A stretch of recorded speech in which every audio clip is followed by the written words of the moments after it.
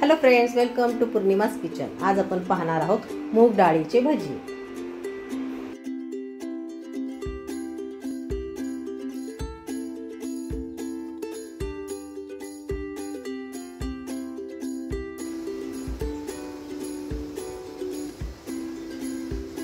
मूग डाळीची भजी करण्याकरिता आपण ही डाळ भिजवून घेतलेली, धुवून स्वच्छ 3 ते 4 तास भिजवून घ्यायची। आता आपण तिला मिक्सर मध्ये बारीक करून घ्यायची।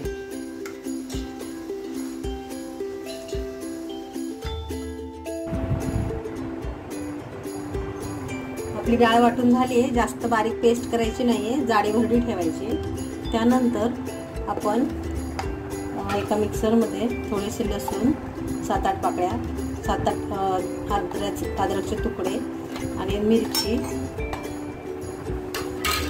आणि 1 चमचा जिरा टाकून ते वाटून घ्यायचे।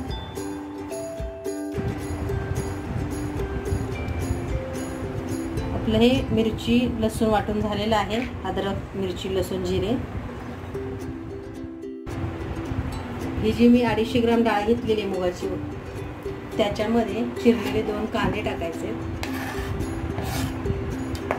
चिरलेली कोथिंबीर टाकायची।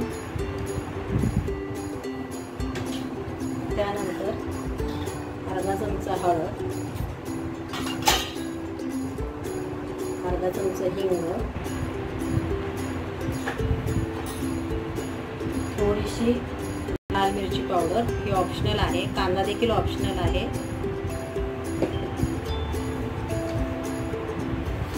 चवीनुसार मीठ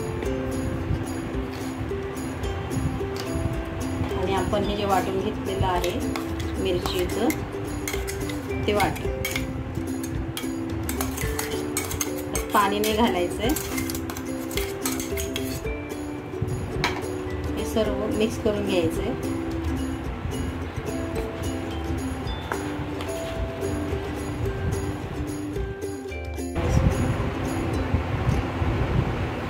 आपलं हे सर्व बॅटर मिक्स झालेलं आहे। सगळ्यात शेवटी त्यामध्ये चिमूटभर सोडा किंवा बेकिंग पावडर टाकायची, ते देखील मिक्स करून घ्यायचे। तुम्ही असेच देखील भजी करू शकता, पण आणखीन थोडेसे कुरकुरीत होण्याकरिता आपण त्याच्यामध्ये थोडंसं तांदळाचं पीठ घालणार आहोत।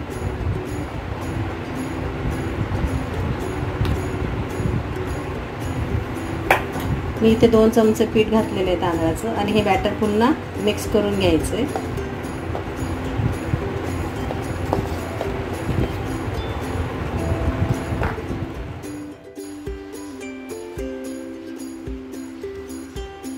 आपलं बॅटर तयार झालेलं आहे आणि इथे मी तेल गरम करायला ठेवलेलं आहे। आता आपण त्याचे भजी टाकून घेऊया।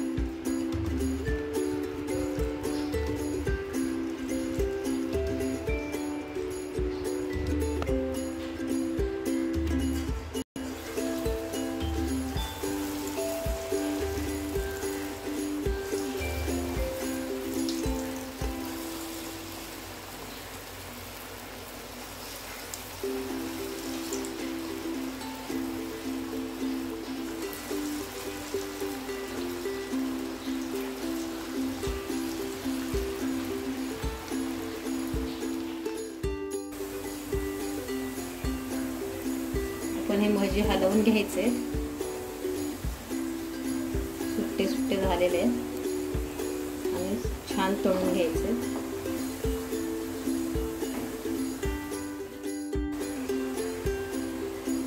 भजी तळून झालेले ते आपण काढून घेऊया।